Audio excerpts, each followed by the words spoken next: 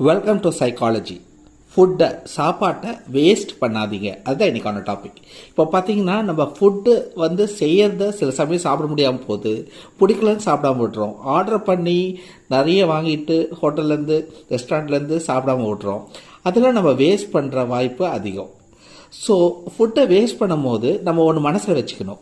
எத்தனையோ பேர் சாப்பாடு இல்லாமல் இருக்காங்க, சாப்பாடு இல்லாமல் தூங்குறாங்க பசியிலேயே. எத்தனையோ குழந்தைங்க குடிக்க பால் இல்லாமல், சாப்பிட சாப்பாடு இல்லாமல், போதிய சாப்பாடு இல்லாமல் இருக்காங்க. அவங்களெல்லாம் பார்த்து நம்ம ஒன்றை புரிஞ்சுக்கணும். நம்மளால சாப்பாட்டை அவங்களுக்கு வாங்கி கொடுக்க முடியலனாலும் சரி, நம்ம சாப்பிட்ற சாப்பாடை வேஸ்ட் பண்ணாமல் இருந்தாலே போதும். அவங்களுக்கு ஒரு இன்டைரக்டாக ஒரு ஹெல்ப் பண்ண மாதிரி தான்.